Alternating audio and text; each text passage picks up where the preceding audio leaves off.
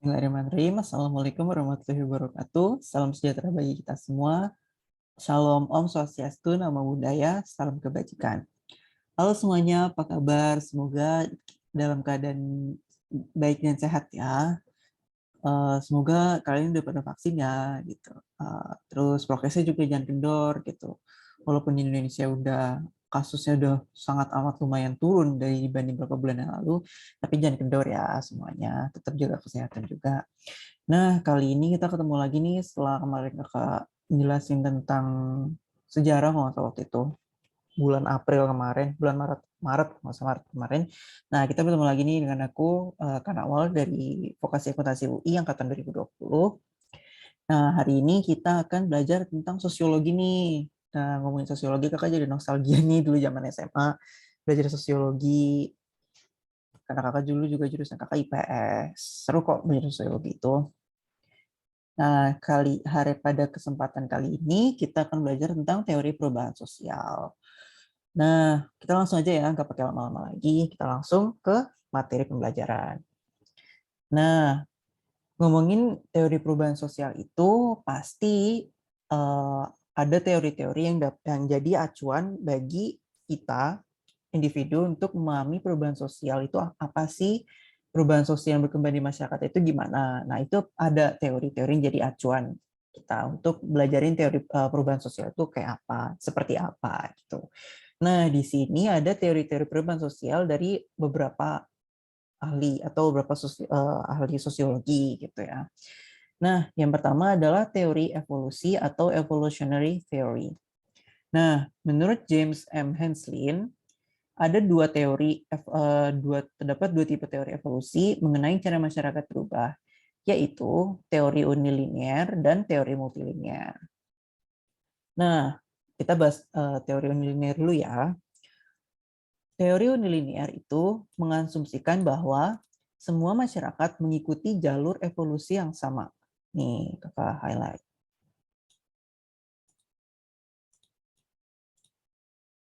Nah, maksudnya gimana? Jadi, setiap masyarakat itu berasal dari bentuk yang sederhana ke bentuk yang lebih kompleks dan melewati proses perkembangan yang seragam gitu.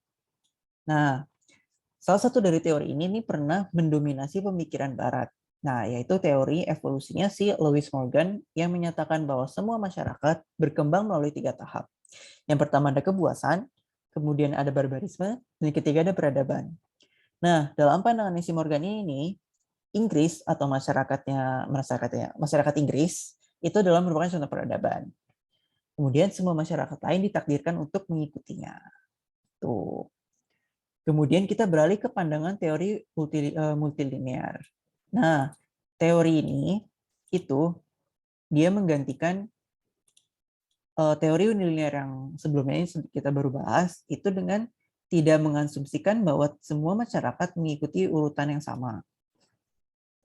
Artinya, meskipun jalurnya mengarah ke industrialisasi, masyarakat tidak perlu melewati urutan tahapan yang sama seperti masyarakat lain gitu. Jadi maksudnya di sini tuh nekenin kalau pandangan teori multilinear ini masyarakat tuh dalam berkembang gitu, dalam perubahan sosial di masyarakat itu tuh kayak masyarakat tidak perlu masyarakat itu tahapan berkembangnya itu beda-beda gitu, nggak selalu sama gitu.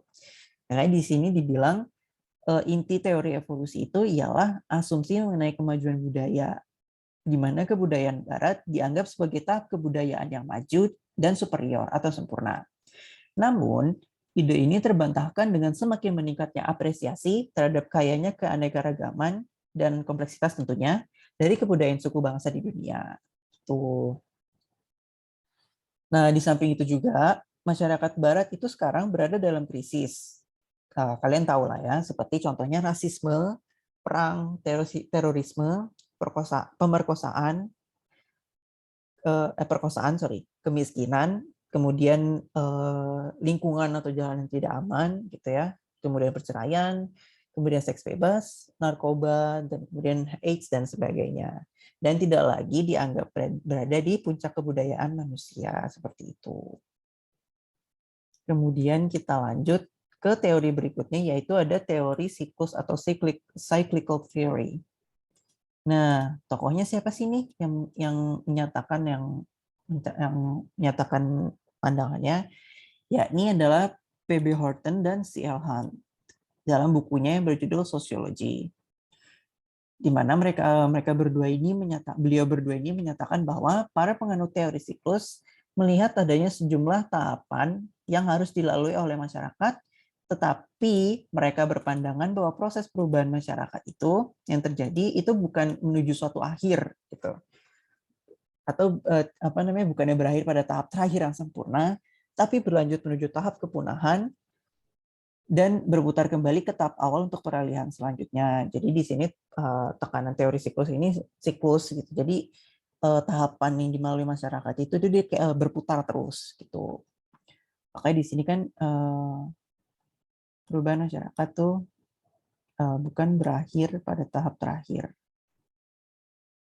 tapi berlanjut ke tahap kepunahan sama berputar kembali ke tahap awal untuk peralihan selanjutnya. Nah, tokoh-tokoh yang yang berpendapat mengenai teori atau yang percaya ya bisa dibilang menganut teori siklus itu adalah ada beberapa, di sini ada tiga nih, ada tiga penganut gitu. Yang pertama adalah seorang ahli filsafat Jerman yaitu Oswald Spengler, di mana beliau ini menyatakan bahwa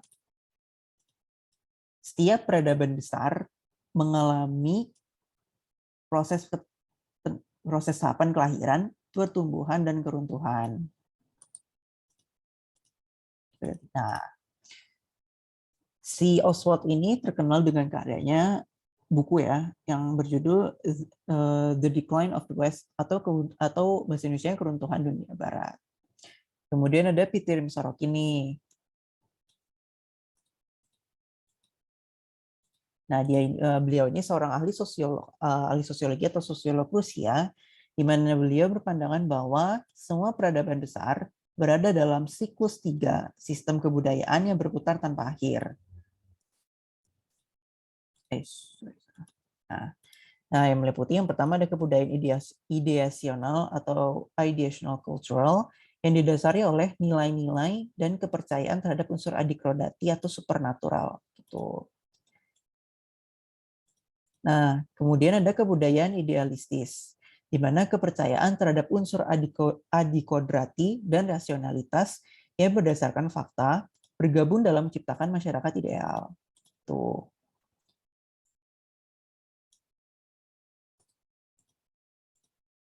Nah, Nah, kemudian yang kebudayaan sensasi adalah sensasi di mana kebudayaan itu di mana sensasi itu merupakan tolak ukur dari kenyataan dan tujuan hidup. Gitu. Jadi apa ya? Yang jadi tolak ukur seorang dalam siklus 3 sistem kebudayaan ini ukuran tolak ukur sensasi itu jadi acuan gitu kalau misalkan kita berbuat sesuatu gitu ya, sensasi yang didapat itu apa gitu, misalkan orang-orang misalkan kita melakukan sesuatu gitu, sensasinya pasti ini kan ada sensasinya kan gitu. Nah, kadang orang tuh juga kayak berbuat sesuatu lebih biar dia dapat sensasi yang banyak. Nah, yang dia sensasi yang lebih kan gitu. Nah, si sensasi itu dijadikan tolak ukur kalau di kebudayaan sensasi ini. Makanya dia bilang sensasi merupakan tolak ukur dari kenyataan dan tujuan hidup gitu.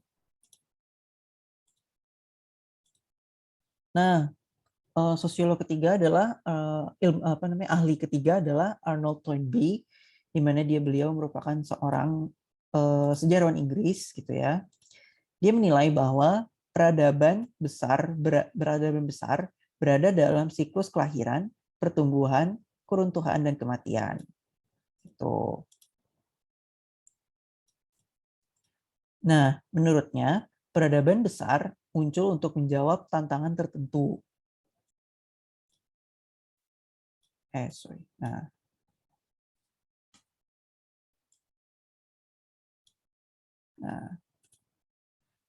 muncul menjawab tantangan tertentu, tetapi semuanya telah punah kecuali peradaban Barat yang dewasa ini juga tengah beralih menuju ke tahap kepunahannya. Gitu.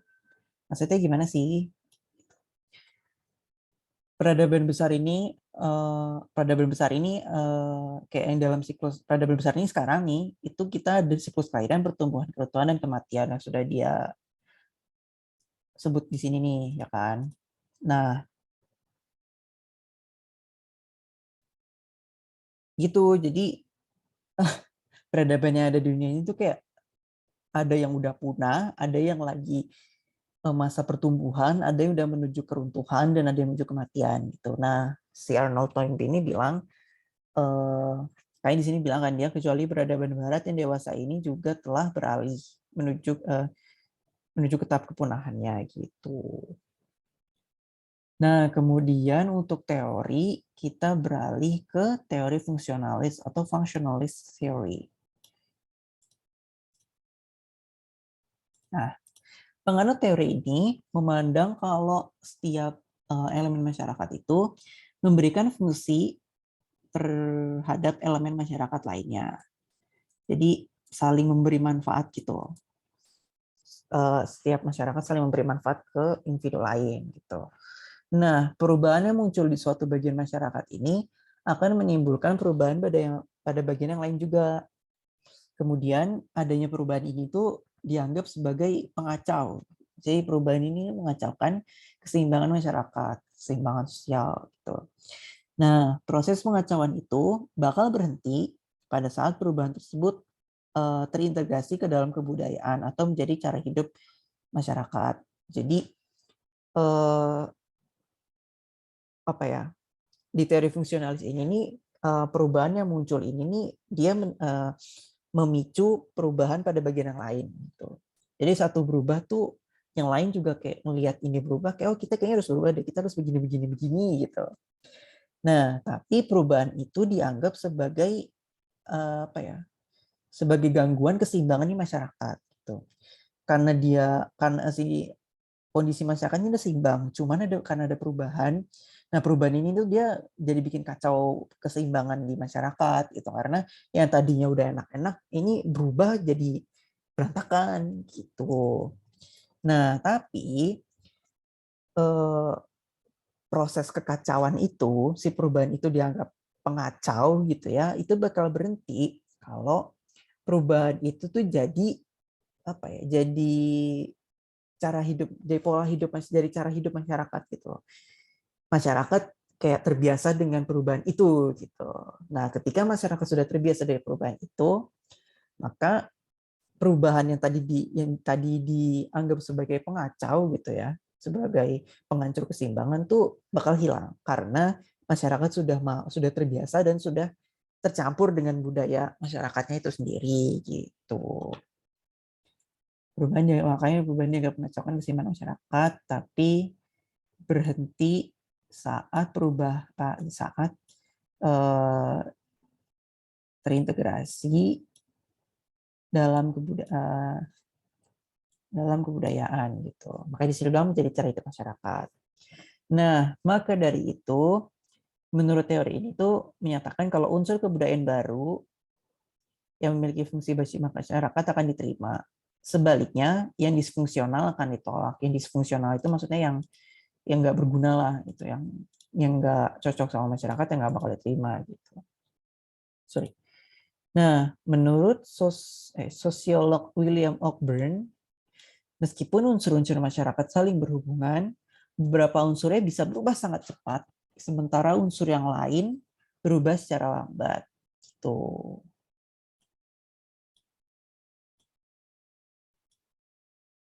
Unsur yang lain berubah secara lambat.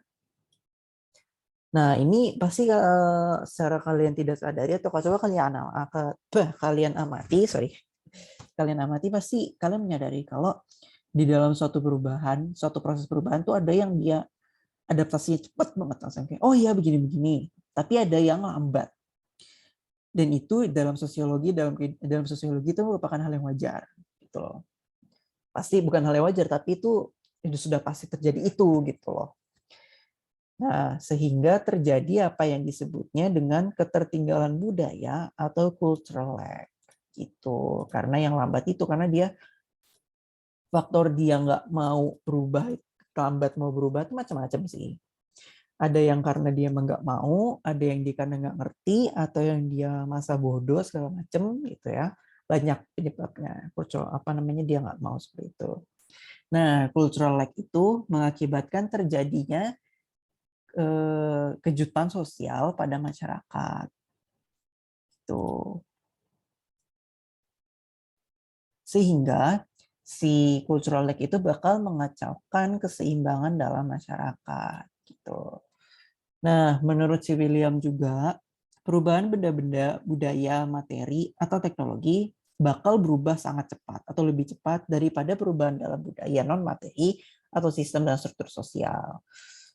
Nah, ini nyata banget sih sekarang terjadi gitu ya. Perubahan benda-benda budaya atau materi itu ya, atau teknologi kan kita bayangin deh 2009 2020 sama 2021 itu kan udah berubah banget kan. Misalnya aplikasi deh, misal Twitter gitu ya. Mungkin kalian nggak pakai Twitter ya, cuma kakak pakai Twitter dan mengalami mengakui kalau perubahannya cepat banget gitu dan pesat dalam jangka waktu setahun gitu. 2020 2021. Contohnya misalkan kalau teknologi kayak Twitter itu, tadinya di Twitter itu ada fungsi, belum ada fungsi space. Space itu mungkin seperti kalian pernah dengar kayak Clubhouse ya, itu contohnya maksudnya kayak kita penggunanya itu bisa kayak bikin radio gitu loh, siaran suara secara langsung gitu. Nah, 2020 space belum ada. Tapi 2021, malah mungkin 2020 akhir mungkin, itu Space sama Twitter diluncurkan ke penggunanya.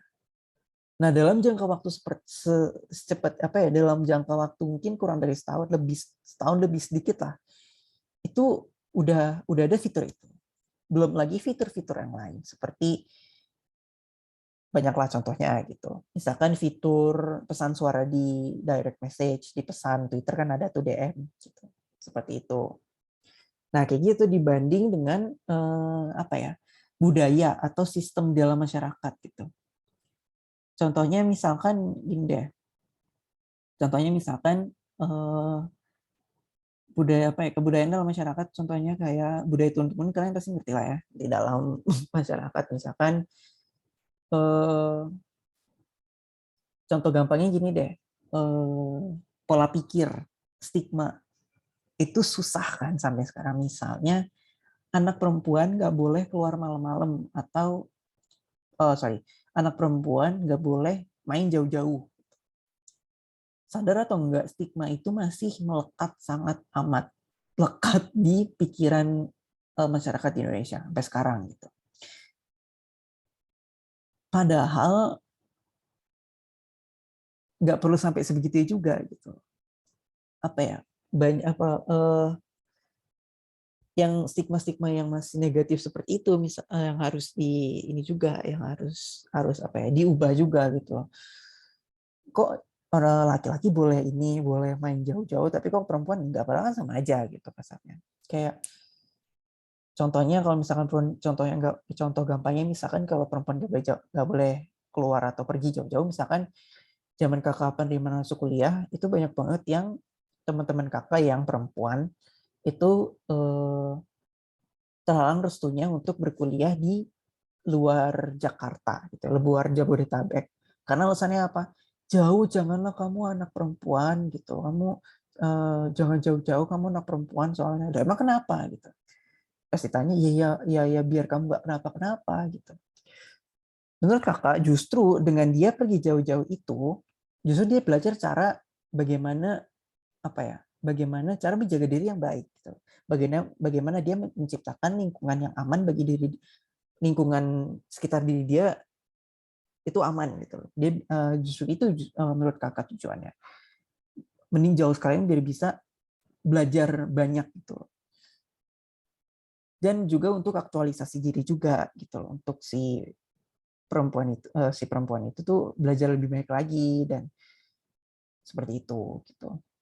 Ya itu agak-agak intermezzo, agak keselingan dikit lah ya biar kalian ngerti. Ini juga contohnya gitu. Nah, makanya juga banyak kan di masa kemajuan teknologi ini masih banyak orang yang gaptek padahal umurnya belum tua-tua banget, ya kan? Nah, terus di sini ditekankan juga kita berusaha mengejar teknologi yang terus berubah dengan mengadaptasi adat dan cara hidup kita untuk memenuhi kebutuhan teknologi. Apalagi di masa seperti ini yang udah sangat amat maju teknologinya, kita nggak boleh ketinggalan sama teknologi. Kalian ketinggalan sama teknologi aja, dikit aja, pasti kalian kayak, ini gimana caranya, ini gimana caranya. Pasti kalian merasakan ya, mengakui dan merasakan ya. Jadi kita harus melek teknologi juga di masa sekarang ini. Dan apa yang kita pelajari tentang teknologi itu, kita terapin, kita adaptasi dengan adat atau cara hidup kita untuk memenuhi kebutuhan teknologi. Begitu.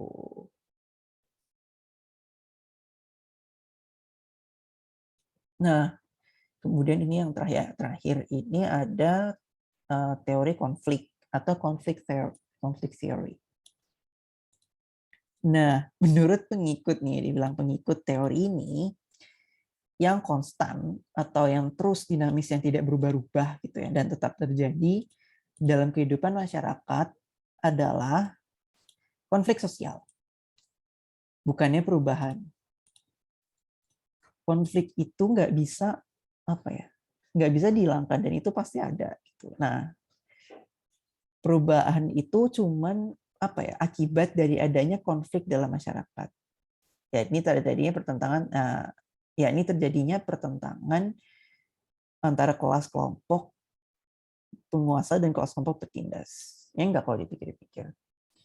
Perubahan itu terjadi karena ada konflik kan. Ya, A sama B konflik nih. Si A nggak suka si B, misalkan apa namanya datangnya telat mulu gitu misalkan. Si B-nya oke, dia ngakuin dia telat mulu gitu. Akhirnya dia mau berubah. Nah, perubahannya itu kemudian besoknya ketemu nih si A datang, si B juga datang tepat waktu. Nah, si B itu datang tepat waktu itu namanya perubahan. Nah, dia berubah karena akibat dari konflik kan, karena si A nggak suka si B telat mulu kan. Nah, gitu maksudnya. Nah, karena konflik sosial itu terus-menerus berlangsung, maka perubahan pun juga seperti itu. Ketika adanya konflik, pasti perubahan juga. Di mana ada konflik, pasti ada perubahan. Gitu. Cuman tergantung seberapa lama si konflik sosial itu berkecamuk gitu, terjadi. Gitu. Tapi tetap mau sepanjang apapun, pasti perubahan itu ada. Even walaupun sekecil apapun, tapi yang namanya perubahan tetap perubahan. Gitu loh. Nah, menurut Karl Marx, Karl Marx nih, konflik kelas sosial merupakan sumber yang paling penting dan berpengaruh dalam semua perubahan sosial. Nah, perubahan ini bakal menciptakan kelompok sama kelas sosial baru gitu. Kalau menurut si Marx nih. Nah, konflik si antar kelompok dan kelas sosial baru tersebut bakal melahirkan perubahan berikutnya. Jadi konflik kelas sosial ini setelah dia menciptakan kelompok dan kelas sosial baru, ntar pasti di dalam kelompok dan kelas sosial itu juga terjadi konflik. Nah, itu bakal muncul perubahan baru lagi.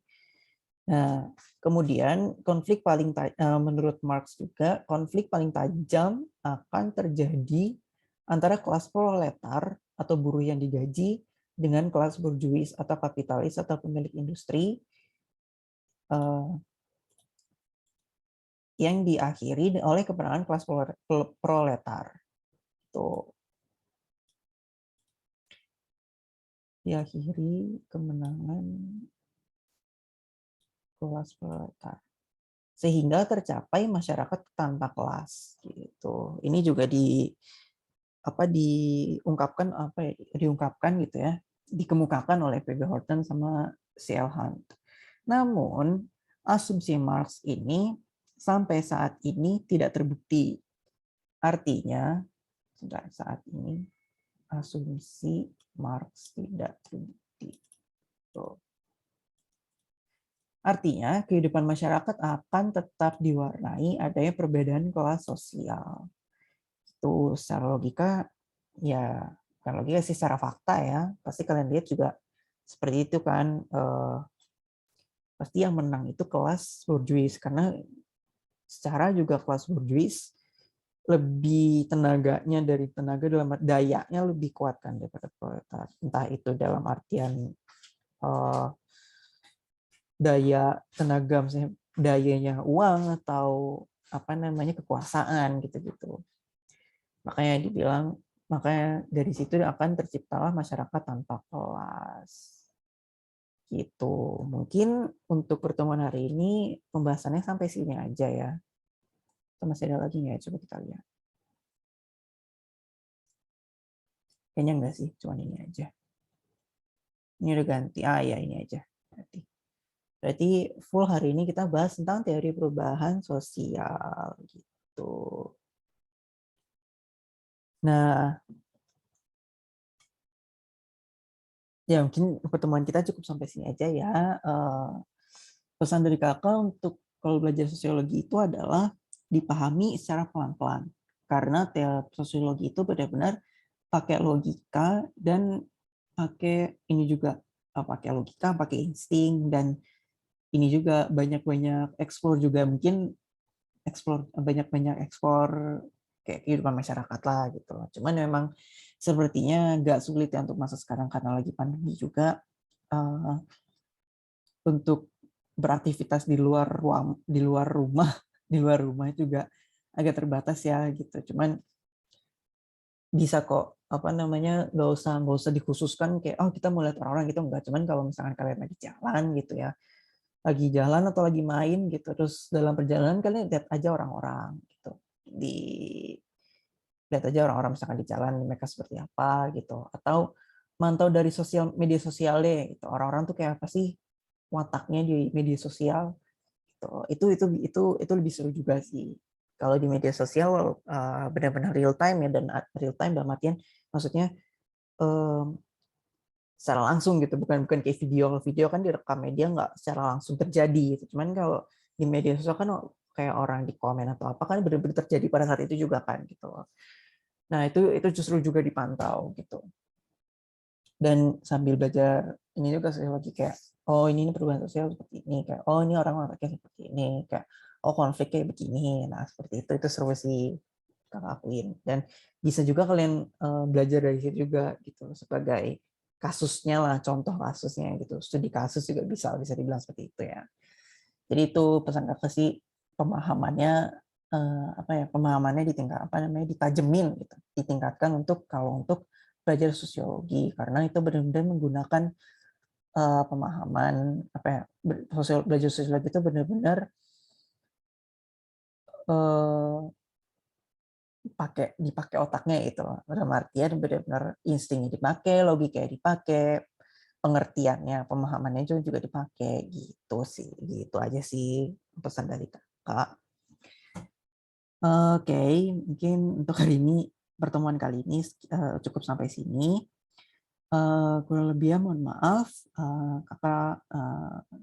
Kak Nawal pamit undur diri dari hadapan kalian. Semoga kita bisa bertemu di lain kesempatan, dan semoga mohon doa juga ya, semoga kita bisa cepat PTM, pertemuan tatap muka, biar kita juga bisa mengajar kalian secara langsung. Oke, mohon doanya ya. Mohon doanya juga buat kelancaran kita sekalian, kakak yang ada di UI. Semoga mohon doanya, semoga kuliahnya dilancarkan. Amin.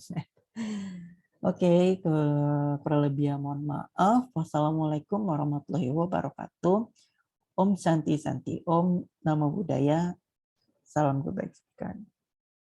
Terima kasih semuanya. Selamat belajar.